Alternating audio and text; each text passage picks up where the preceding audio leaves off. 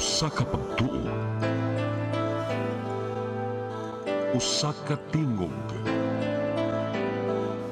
usa ka katawhan.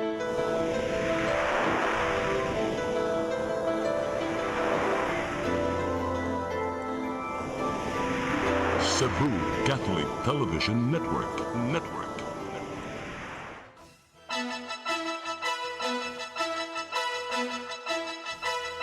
Uluhan sa mga balita sa Sayre 47. Department of Health 7. Adunay igong supply sa bakuna batok rabies lukop Central Visayas. DOH 7. Nakatala og 2,425 ka mga kaso sa dengue lukop Central Visayas. Kaso sa online scamming sa Central Visayas, misaka. Duha ka mga lalaki na kuhaan og 20 kilos nga shabu, mga sakob sa bag-ong grupo. Sugbo, Kabisayan ug Mindanao ug katawhan kutos maabot sa tong Sibya sa tibuok kalibutan mayong hapon. Live kita karon sa CCTN Channel 47 ug kini ang tulumanon sa nag-unang kasayuran nga angay natong masayran. Sa nga ni Attorney Danica Caballos Tikling, ako si Dennis Tabar ug kini ang Sayre 47.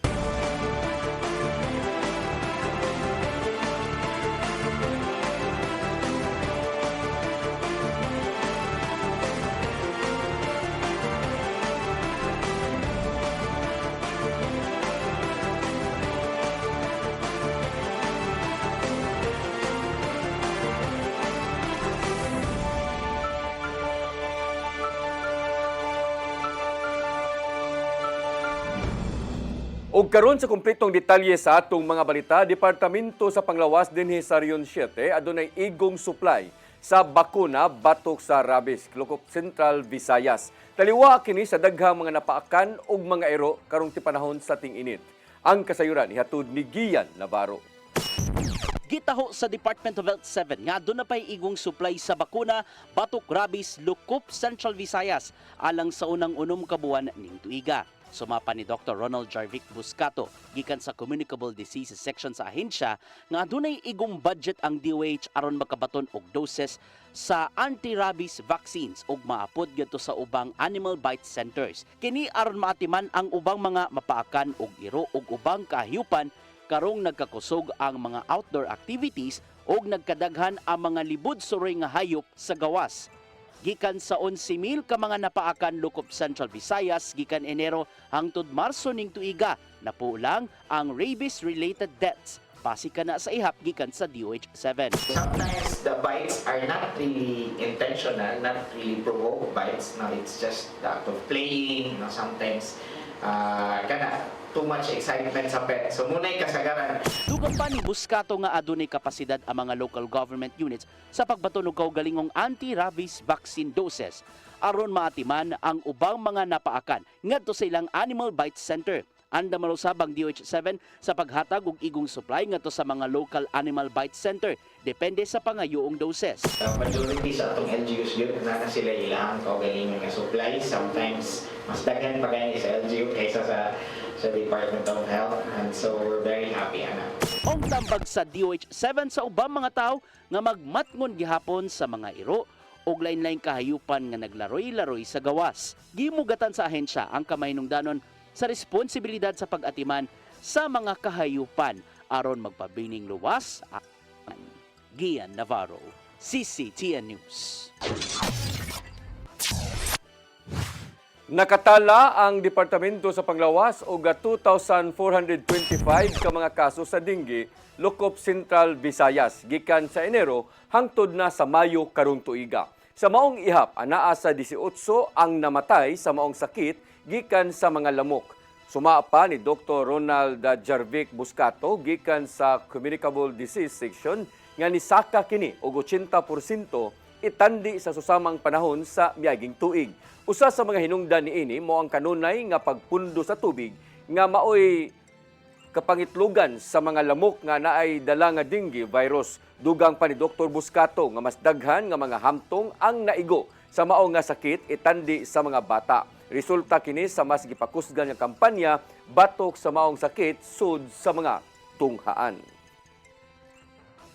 Also, nanatay several conversations with the Department of Education. Actually, partner na to sila sa atong Blended Scientific Forum. So, among ipaningkamutan yun nga ma-aware ang tanang eskwelahan sa about the chances of an outbreak, especially kung walay buhaton before the school starts. Sa lain nga balita, syudad sa Mandawi planong patasan ang financial assistance sa mga senior citizens og 2,000 pesos. Gipaningkamutan nga mapatuman karon tuiga. Ang kasayuran ihatod ni Mary Rose Sagarino. Giplano sa syudad sa Mandawi nga patasan ang financial assistance alang sa mga senior citizen gikan sa 10,000 pesos ngadto na sa 12,000 pesos matag tuig. Nag-endorso na ang City Mayor's Office ngadto sa konseho sa syudad. Naghangyo sa pagpasa og ordinansa kabahin niini. Mato ni Consel Joel Seno, ang chairman sa Committee on Appropriations, Budget and Finance, nga ang maong proposal anaa pa sa committee level. Kinahanglan pang mag-umol og draft kabahin niini ug mopaubos sa katulong nga pagbasa sa konseho. Gi-target nga masugdan ang pagpatuman sa katunga niini sa ikaduhang hugna sa pagpanghatag karong Nobyembre. As promised, the mayor said that atong increasan to 12,000. Mga tambal magud may importante kasi na ma-address tayo. Ang financial assistance alang sa mga senior citizens sa Mandawi, 8,000 pesos matag tuig. Gipatasan ni atong tuig 2024 ngadto sa 10,000 pesos og plano na usab karon nga patasan og 2,000 pesos. Magpabilin gihapon nga ipanghatag ang alawan sa duha ka hugna matag Abril ug Nobyembre. But we will implement that. The plan of the mayor is to implement that in tranches. Because of kining still ang iyahang kuan karon direction, so ihinay-hinay na to implement perhaps 1,000 sa karon and then 1,000 sa additional in the months after the first implementation. Ang Mandawi adunay moabot sa 30,000 karehistradong senior citizen. Mary Rose Sagarino, CCTN News. Pipila ka mga fire hydrant sa syudad sa Mandawi nangaguba. Konseho sa syudad gikatakdang mo inbitar sa Metropolitan Cebu Water District kalabot niini. Ang kasayuran ihatod pagbalik ni Mary Rose Sagarino. Gipang-inspeksyon sa sakop sa Bureau of Fire and Protection Mandawi City ang mga fire hydrants sa nagkadaiyang lugar sa syudad. Kabahin kini sa fire hydrant mapping aron mahibaw-an ang kapasidad sa supply sa tubig panahon sa sunog. Adunay moabot sa 35 ka mga hydrants. Napulang ka fire hydrants ang adunay high pressure nga igo alang sa operasyon sa fire truck. Unsi ang adunay low pressure o grabing hinay ang agas. Samtang 13 ka hydrant ang depektibo ug dili na magamit. Gipasabot ni Fire Chief Inspector Alvin Turion nga importante ang hydrant tungod dinhi magkuha og dugang supply sa tubig ang kabombiruhan kung adunay sunog. How I wish natay enough personnel nga atong assignan per hydrant nga magbantay lang sa wala man. So ang barangay mismo nara makita ra nila diwit. Matud ni Turion nga nipahibaw na sila sa Metropolitan Cebu Water District kon MCWD kabahin niini. As of now wala pa gid sila budget intended para ana. That is why siguro kung maka-come up sa ang LGU og kuan kung unsa ilang masabutan kay ilang man kunong i-invite by next session kung unsa ilang masabutan hopefully ma-address na gina siya. Gihangyo usab sa fire marshal ang mga barangay nga motabang sa pagmonitor sa mga hydrant. Hilabi na nga adunay report nga adunay mga tawo nga mokuha og tubig ngadto sa mga hydrants. Samtang gikatakda usab nga imbitaron sa konseho ang representante sa MCWD sa sunod nga sesyon aron hisgutan ang pag-ayo sa mga hydrants ug ang responsibilidad sa pagsupply niini. Mary Rose Sagarino, CCTN News. Kahimtang sa matinubdan sa kuryente, gibantayan karon sa Department of Energy Visayas Field Office. Subay kini sa padayong pagpatuman sa yellow alert status Locop Rehiyon. Ang kasayuran ihatod ni Gian Navarro. Hugot ng gibantayan sa Department of Energy Visayas Field Office ang kahimtang sa nagkalain-laing tinubdan sa kuryente Locop Kabisayan. Ilabi na nga nagpadayon ang yellow alert status sa Visayas Grid diin nipis gihapon ang nahabiling supply sa kuryente nga dala na usab sa nagkasakang demand gikan sa mga konsumidor. Gitaho sa National Grid Corporation of the Philippines nga nasa 14 ka mga planta ang nipatuman og forced outages ning buwana. Samtang nagkahinay ang operasyon sa 15 ka mga planta aron magpadayon ang transmission sa kuryente ngadto sa mga power cooperatives and companies. Mato ni DOE Visayas Director Engineer Renante Sevilla nga nihimo sila og mga direktiba ngadto sa mga planta aron padalion ang repair and maintenance ug di mosamot ang kahasol sa mga konsumidor karon. Ay wala nag-legal ban. So we're on the process of trying to enforce. The latest that we have already, I think it was reported and published na naimi letter really compelling, like what happened sa Luzon, no, ang 500 kV line in GCP na to make sure na ayokon gid nila at as soon as possible time ang sabi. Tinabangay sila uban ng NGCP o ubang ana sa power sector aron mapadali ang dugang pang interventions nga himuon. Gili kaya nila karon ang posibleng blackout sa kuryente lukop rehiyon. So they have to make sure na ang ilahang mga power plants ay ready available to supply the required nila capacity as reported or submitted to us. Aron madasig ang tanan sa pagdaginot, gipatuman sa DOE lukop nasod ang 1 o oras natin sa efficiency uban ang pribadong sektor. Gingusgan nila ang publiko sa pagdaginot sa supply sa kuryente, pinagi sa pagpaong sa non-essential lights o mga appliances nga wa magamit matag Sabado alas 8 hangtod alas 9 sa gabi. Pinaagi sa mong inisyatiba uban ang suporta sa mga dagkong establisimento. Gitinguha sa DOE nga kalikayan lukop nasod ang posibleng kakuwang sa supply sa kuryente. Wala gito ang kwan, so we encourage you na amo ang advocacy ron. At least every Saturday, makatabang ta no, in our own way, napatun na natugsuga for 1 hour. So magiging part ta sa ito ang oras natin sa efficiency. Ian Navarro, CCTN News. Giuyunan sa mga sakop sa Provincial Board ang ordinansahon alang sa Freedom of Information sa Cebu Provincial Government alang sa katapusan o third and final reading sa Lunes sa hapon. Gisagop sa mao nga ordinansa ang Freedom of Information Program sa gobyerno dinadunay saktong proseso alang sa pangayoon nga impormasyon mahitungod sa mga proyekto o guban pang programa sa Kapitolyo.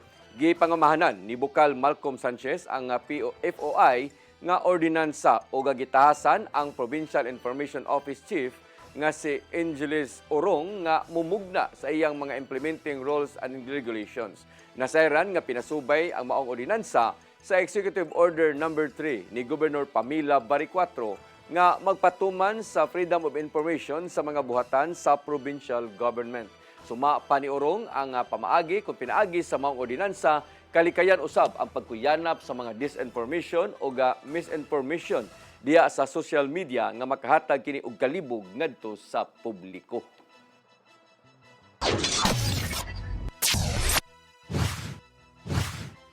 Mosunod, kaso sa online scamming sa Central Visayas, misaka. Kana og daghan pa mga balita sa pagbalik sa Sayre 47.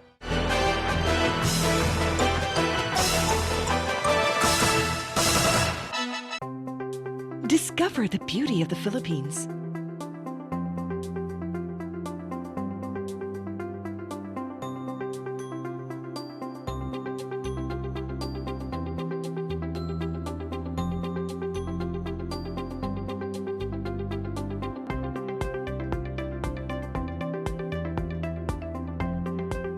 With Philippine Airlines, the country's flag carrier.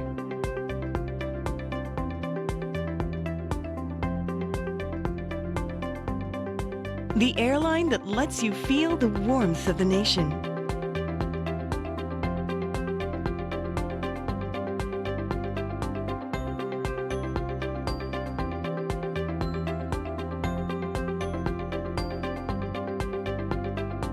Mabuhay!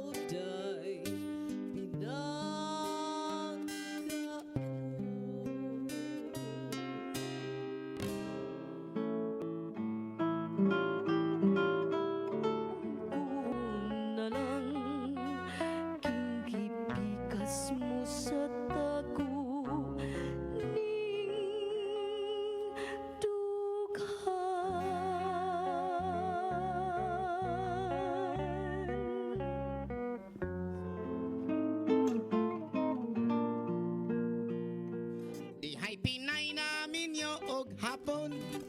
Hapon nga tigulang og hubakon. Sugot siya kay iya lang hokhokon. Og iya lang oto-otoon. Ay pas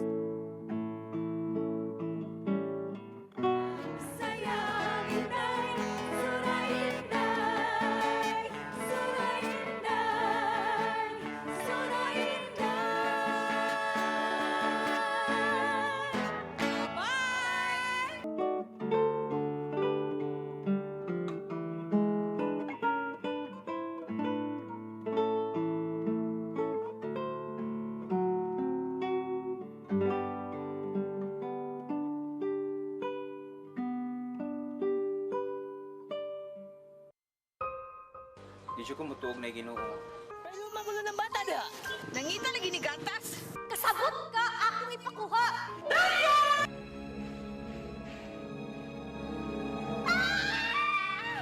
Ug naa sa unang Timoteo 3:15 nga ang iglesia sa buhi nga Dios mao iyang panimalay ug mao ang haligi ug sukaranan sa kamatuoran. Mayo! Asay tayo. May hatag lang unta kong gatas para sa inyong anak. Basin kadahong ka nga ikaw ang gwapa sa tibok kalibutan. Unsay reparation, Monsignor? Buhi kag laing bata aron mabayran ang imuhang nahimo nga dakong kasalanan.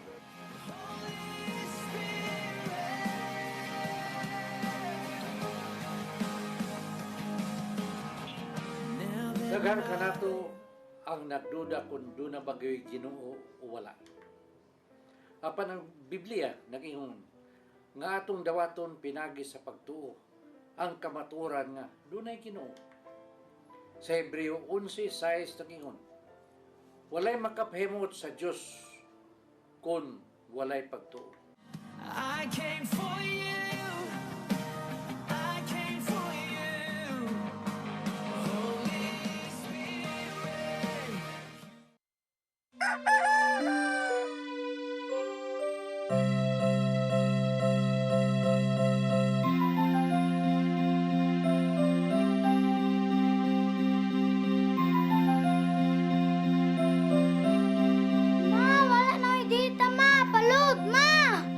Sorry ma'am, na-late ko.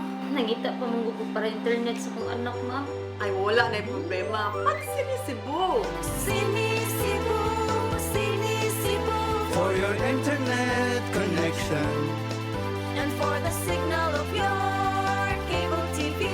So fast and straight the transmission to your home. Sinisibo. Sinisibo. Sinisibo. Offers you to have fiber optics. For your viewing experience, perfect and clear so fast. So great and affordable for you to enjoy. Sinisibo. Cine Cebu Television Network Incorporated offers fiber to the home broadband internet bundled with fiber to the home cable TV connection. Cine Cebu Television Network Incorporated with its operation in Metro Cebu and the whole province of Cebu soon. And affordable for you to enjoy. Cine Cebu.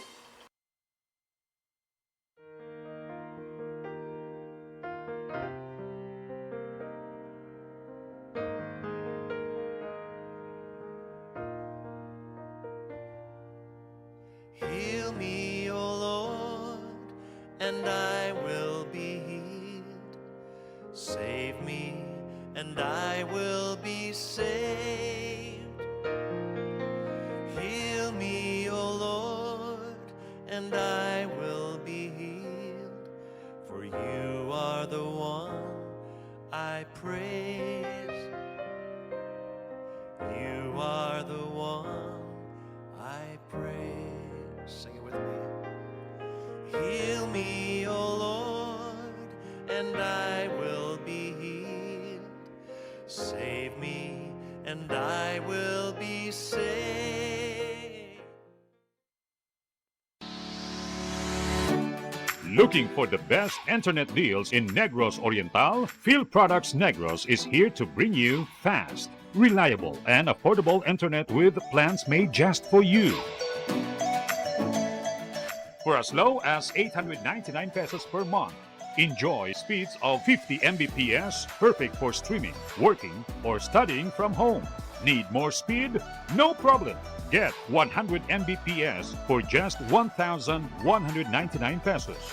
150 Mbps for only 1,499 pesos, or our fastest plan, 400 Mbps for just 2,399 pesos per month. Plus, you can add over 100 cable TV channels to your internet plan for just an additional 100 pesos per month. That's entertainment and lightning fast internet all in one. Enjoy no installation fees and start today with a 1,000 peso customer deposit. Call us now or visit our website to sign up with the Phil Products Negros. You get internet that's affordable, reliable, and local. Phil Products Negros, bringing you closer, faster. Call us at 0917-631-5240 or visit our website www.philproductsnegros.net or our Facebook page, Phil Products Dumaguete. Subscribe now!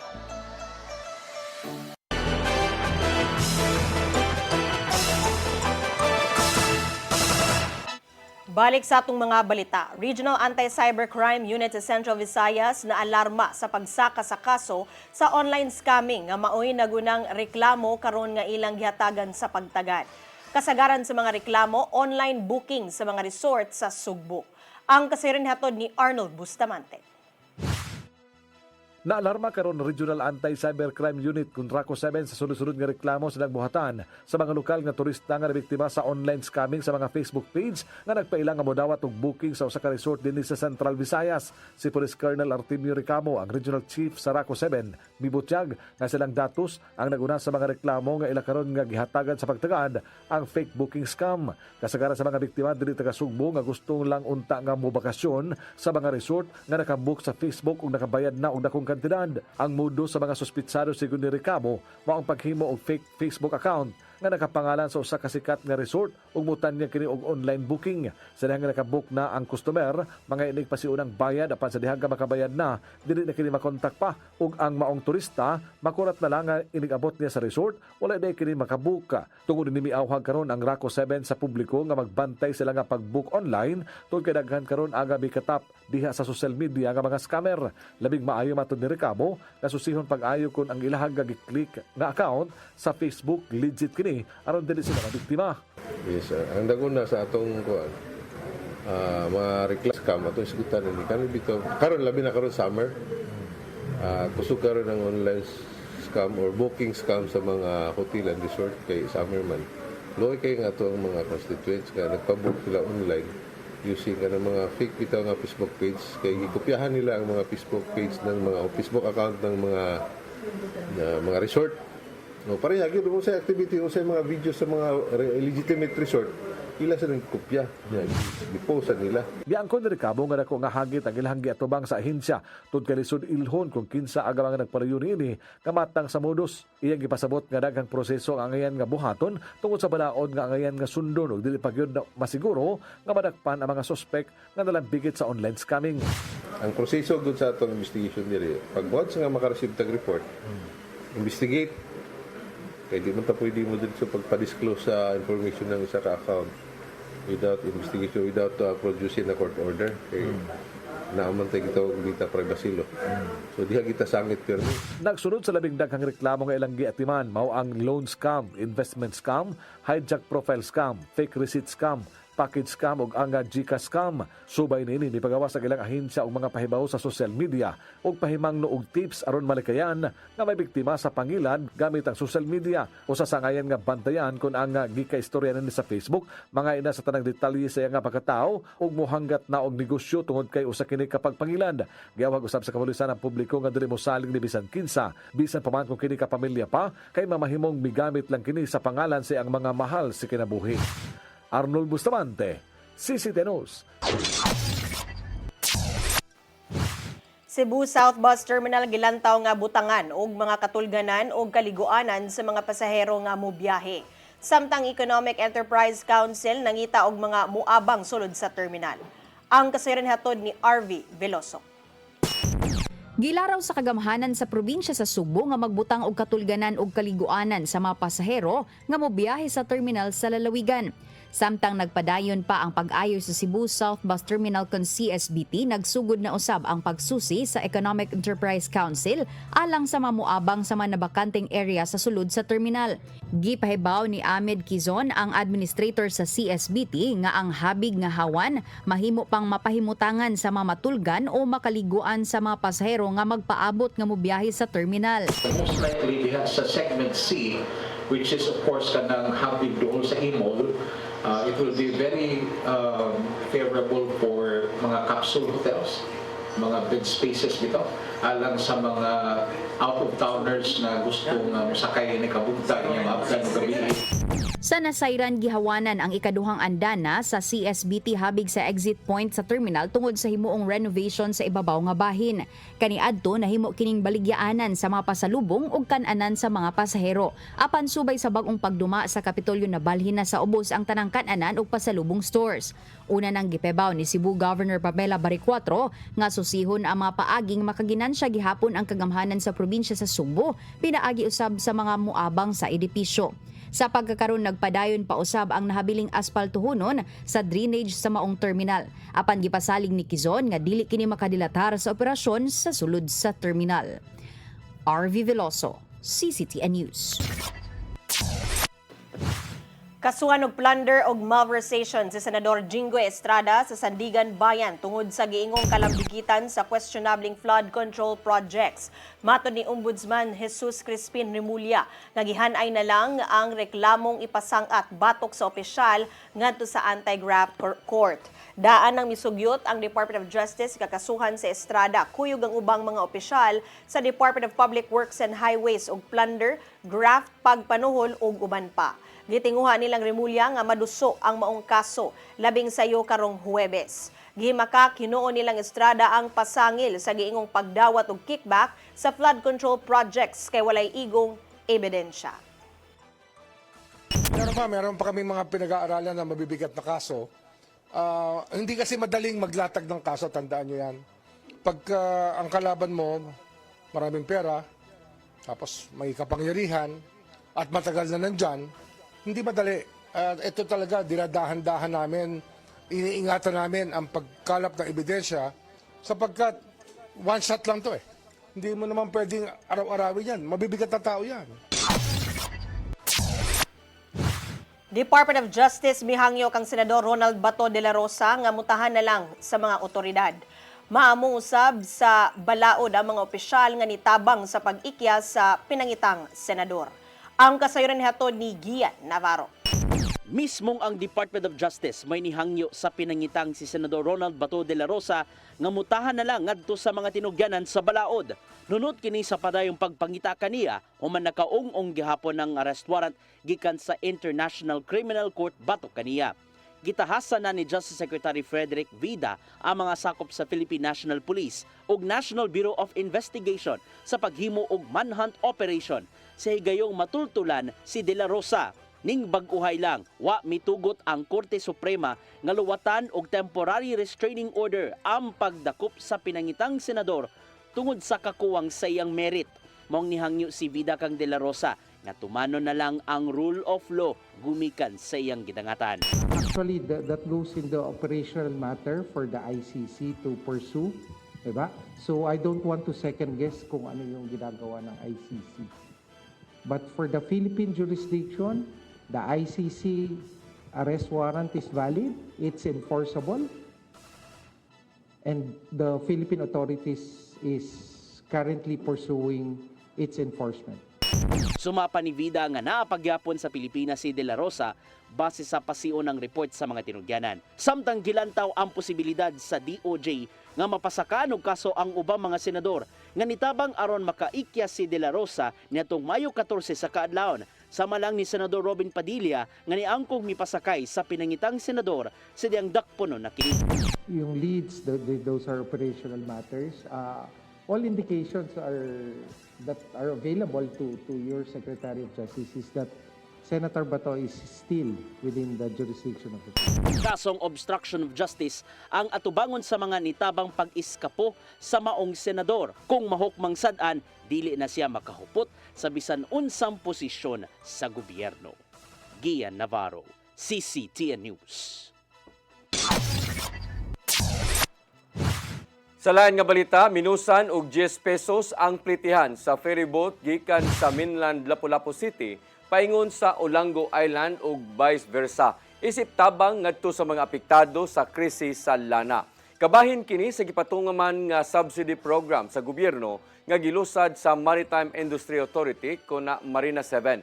Ubos sa maong programa, mubayad na lang ang mga pasahero og 50 pesos nga plite sa ferryboat o gipatuman hangtod sa Hunyo 7. Samtang muabag usab ang gobyerno sa pag-subsidize sa mga ferryboat operator karong mahal gihapon ang presyo sa krudo. Matod ni Marina 7 Director Engineer Ronaldo Bandalaria nga kabahin kini sa padayong pagtutok sa gobyerno ngadto sa mga sektor nga apektado sa krisis.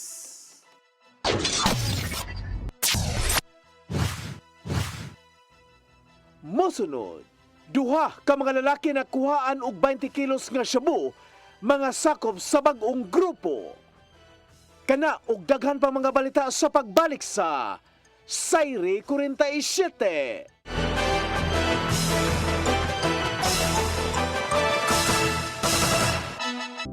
Ito po ang programa na hatid sa inyo ng OzoneMed Wellness Clinic kung saan ibabahagi ng mga doktor ang kanilang kaalamang medikal tungkol sa inyong kalusugan. Minsan nami-misdiagnose, ovarian pala yun, pero ang presentation parang appendicitis. No? Sinasabing degenerative diseases, kadalasan ani iniisip ng mga tao no nga kaliwat ninyo ka na arthritis, kaliwat nga na ay rheuma. Pero unsa ba gyud ka vague, unsa ba kalawak ang ibig sabihin nitong degenerative diseases daw? Yeah. So yung buong katawan, as we age, as we use it lagi, talagang dahan-dahan masisira yung mga cells, mga tissues, yung organs natin, dahan-dahan masisira yun siya. In our age today, it is very important that we have to really value yung aging process na to. Toxic na lang yung pinag-uusapan natin, but gaano ka-importante this time? Yung mga tao dapat sila educated about these changes ng global health. It is not the infectious disease that predominate. It is the non-communicable disease or chronic diseases. Sa New Start, we believe na ang pinakamalakas na patunay ng healing ay ang mga boses ng taong nakakaranas nito mismo. Tinignan ng OB, sabi niya, cervical cancer daw. Inisip ko ang Panginoon, hindi naman ako pababayaan. Di ba sabi niya, by His stripes, I am healed. OzoneMed Wellness Clinic New Start. Mapapanood every Saturday, 8 to 9 a.m. Og ang replay airing matag Miyerkules, 1:00 hangtod 2:00 sa hapon. Dinhilang sa CCTN Channel 47.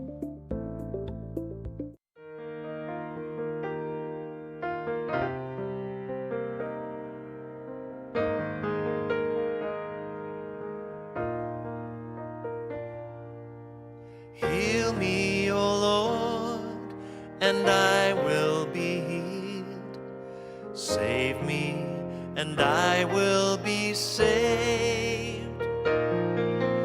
Heal me, O Lord, and I will be healed. For you are the one I praise. You are the one I praise. Sing it with me. Heal me, O Lord, and I will be healed. Save me, and I will be saved. Ang kinabuhi, puno sa hagit. Sugpil na ka, Dri, ha? Ay, pag-inarte! Magdita ka! Puno sa pangutana. Bata pa gani ka kayo? Nagpuyab-puyab na ka? Kinsa man ang mga masakitin nato din ay karoon ha, kinsa! Kung sibuti mo'y pasabot, Daddy. Puno sa luha. Pagpili pa, ako nga imong anak o kanay imong mga babae. Kasuko. You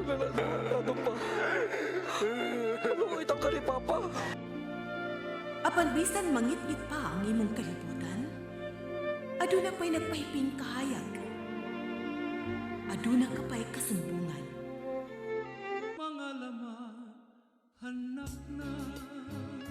Dear Tatay, Tunog na unlod na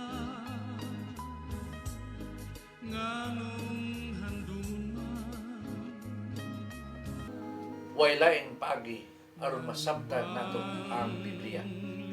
Kinahanglan nga doon na tayo relasyon kang Jesus. Hangtod sa layan natong panaguban, daghang salamat. Shalom. Tunog na unlod na.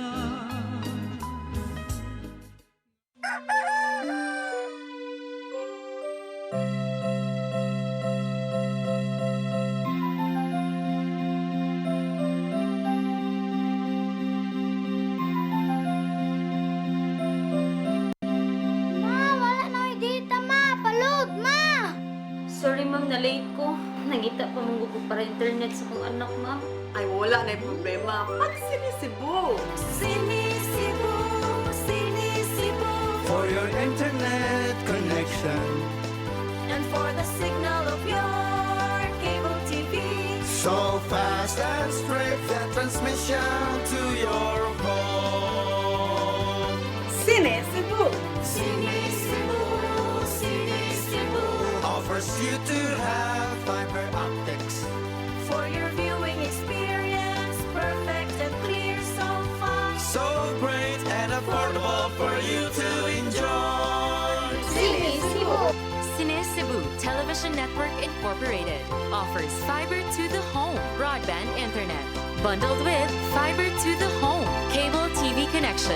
Cine Cebu Television Network Incorporated with its operation in Metro Cebu and the whole province of Cebu soon. And affordable for you to enjoy. Sinisibo.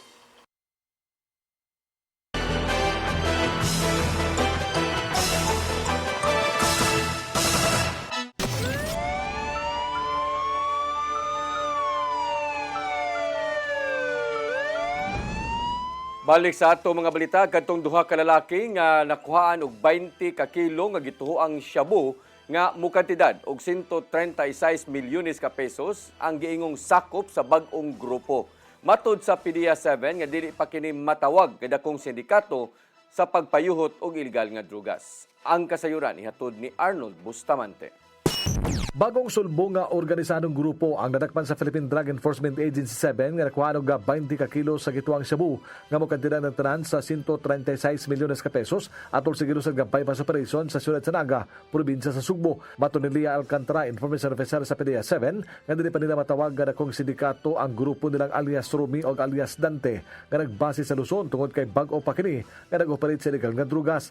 Para naghihimang investigasyon sa intelligence unit sa PDEA-7 kung kinsa pa ang mga kontak sa mga grupo din sa Sugbo nga may hagbunganan sa kinilunga supply sa shabu. Base sa background investigation, makadeliver ang mga suspect og 30 ka kilo nga shabu matagbuan din sa Sugbo. Naala po yung mga previous instances, sir, nga naabot good sila, sila yung mga biyahe diri. As I've mentioned, kuhanin sila organized group, di pa lang yun nato matawag drug syndicate, kay bago pa lang daw ni sila nag-operate, pero naging sila structure na sila kanang as per our team leader, Sir Quaizon, as sila structure organized sila. Giklaro sa PDEA-7 nga ang mao nga ginaganon sa supply sa shabu nga ilang nasakmit mamahimong dili kini alang lang sa Central Visayas. Sanglit na ila na ang Sugbo nga may transshipment alang sa Mindanao ug ubang bahin sa Visayas. Nagtuo sila nga sa 20 kilos nga nakuha dunay alang sa Mindanao apan na wala pa nila mapaubos sa investigasyon ang duha ka suspitsado. Based sa investigation, initial investigation sa team, for Cebu market to siya, pero knowing that Cebu namgud na access to Mindanao and other areas, possible pod nga napato siya ihatod niya. According sa atong team, around 30 kilograms ang ilang mahatod in a month. Una nang giangkod sa mga suspek kagikan sa Luzon ang shabu nga ilang dala og giland trip kini paingon sa Sugbo agi sa Batangas Port, paingon sa Oriental Mindoro ug sa kayso sa Caroro vessel paingon sa Katiklan hangtod sa Negros og gitabok kini sa Sugbo agi sa Dakbayan sa Toledo. Pareho sa magilang pagsubay kinsa ang leader sa mga grupo nga nagbase dito sa kauluhan. Lakip silang gisusi ang packaging sa shabu kung asa gikan ang nagsupply nini nga nasod, kung kini gikan ba sa China o sa mga kasikbit nga nasod sa Asia. Binugang sa Alcantara ang ilang mga kemis sa PDA7 padayon pa silang gihimong chemical analysis o profiling sa supply kung kini asa gihimo. Gisalikway usab sa PDA7 ang pagduda sa publiko nga agba og ginaganon sa shabu nga nasakmit i-recycle raw usab ni sa ilang ahensya ug ibalik ning baligya sa kadalanan. May pasabot sa Alcantara nga dili kini mahimo sanglit istrikto ang pagkustorya sa mga ebidensya sa ilang buhatan, gani din ni mahimong basta-basta maablihan kung walay kamanduan sa korte kamay nagkupot sa kaso. Gipasalig sa PDA7 nga human mapasaka ang kaso ngadto sa korte. Ilang hangyoon ng huwes nga nagkupot sa kaso nga ilan ning ilakip sa sunugon nga ginakda nga himoon sa Hunyo. Yes sir, actually gahapon na file ng case and then isa na sa move yun namo sa PDEA, we are very proactive nga while kung naanay ma-assign nga korte, naanay ma-assign na judge, mo-file mi og motion nga for immediate destruction of dangerous drugs. Ang pagkasakmit sa mga ginaganon sa illegal nga drugas na kumatod pa kining epekto sa supply sa shabu sa Central Visayas ug daghan usab ang nasalbar nga kinabuhi sa mga Sugboanon. Arnold Bustamante, CCTV News. Duha ka adlaw nga the Grandmaster Challenge Philippine-Russian Open Chess Tournament gipaygayon dinhi sa Sugbo. Ang top 15 players sa torneo maoy makaduwa kang Russian chess Grandmaster Ivan Popov karong Mayo 28. Ang kasiren hatod ni Grandi Gurion. Gatusan ka mga chess enthusiasts gikan sa naganiyang bahin sa Sugbo ang nagtapok ni atong Sabado sa pagbukas sa duha ka adlaw nga the Grandmaster Challenge Philippine-Russian Open Chess Tournament sa SM Seaside City, Cebu. Ang torneo kabahin sa ika-50 nga anibersaryo sa diplomatic relations tali sa Pilipinas ug sa Russia sukad kini nagbugko sa tuig 1976. Gipahigayon ang duha ka adlaw nga torneo sa Cube Wing Atrium di nagtigom ang mga wood pusher nga misalmot sa Open Division og 13 under category. Nangu sa organizing team, mao sila si Deputy Chief Arbiter Edward de la Torre, Tournament Director Lorraine Puaw ug Chief Arbiter Felix Puroyapoy. Matud ni Consul Army Garcia nga katuyuan sa kalihukan mao aron mas mapalig-on pa ang panaghigalaay og cultural exchange tali sa duha ka mga nasod pinaagi sa sports diplomacy ug duwa sa chess. Because you know very well that the Russians love chess as well. And since we're celebrating the 50th anniversary of our diplomatic relations with Russia, Philippines and Russia, so we took this opportunity of mounting this competition. Okay. And we are very lucky that when we will be celebrating the Days of Moscow by the end of this month, wherein the Moscow officials will be coming, and we're very happy and lucky that they were able to bring in a Russian grandmaster to play with our champions. Sa iyang mensahe, gidasig usab ni Cebu City Mayor Nestor Archival ang mga manunuwa nga ipadayon ang pagduwa sa chess. Ang kalihukan kabahin sa mas dako nga Days of Moscow celebration nga magdaog cultural, educational ug business activities dinhi sa Sugbo. Unya sa gisulti na ni Ma'am Army, ni Consul Army, that they will be coming here to Cebu because we will be having a sister city between one of the cities of Russia and of course of the city of Cebu. And you can expect you guys will be continue to play chess and hopefully few of you will be going to Russia. Lakip sa nisalmot sa torneo ang unom sa 20 ka mga chess player ni Provincial Board Member Lacambini Reloya nga gikan pa sa barangay Tananyas sa lungsod sa San Fernando sa lalawigan sa Sugbo. Mapasalamaton ang opisyal sa talagsaong kahigayunan tungod kay makatabang kini aron mas mulambo pa ang self-confidence sa mga bata. Lang maka-experience sila o duwa o chess outside municipality of San Fernando. So it's an enrichment for them na at least ma-overcome nila ang ilang fear, ang ilang shyness. So at least makadungag ni sa ilang capability to be confident sa area ng chess playing games.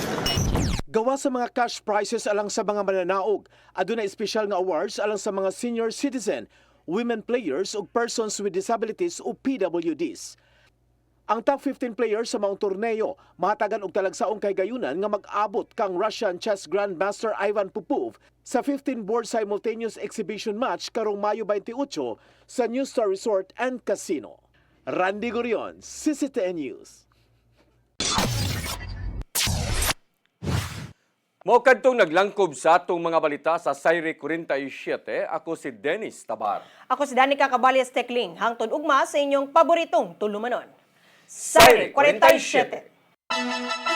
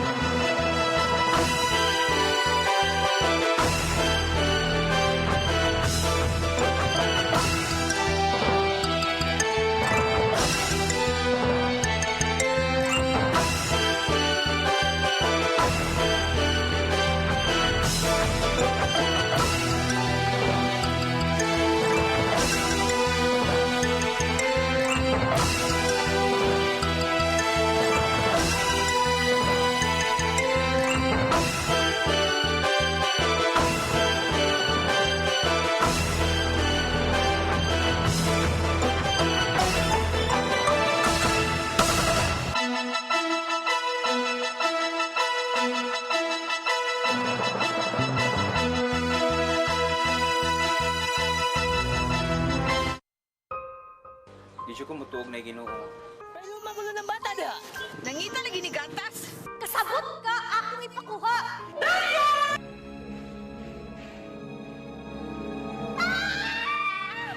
Ug naa sa unang Timoteo 3:15 nga ang iglesia sa buhi nga Dios mao iyang panimalay ug mao ang haligi ug sukaranan sa kamatuoran. Mayo! Asa tayo? May hatag lang unta kong gatas para sa inyong anak. Basin kadahong ka nga ikaw ang gwapa sa tibok kalibutan. Unsay reparation, Monsignor?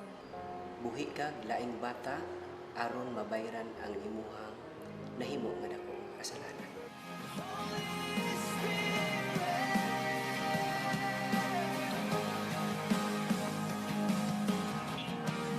Daghan ka nato ang nagduda kung doon na bagay Ginoo o wala. Apan ang Biblia nag-ingon nga atong dawaton pinagi sa pagtuo ang kamatuoran nga doon ay Ginoo. Sa Hebreo 11:6 nag-ingon, walay makapahimot sa Dios kung walay pagtuo. I came for you. I came for you. Holy Spirit.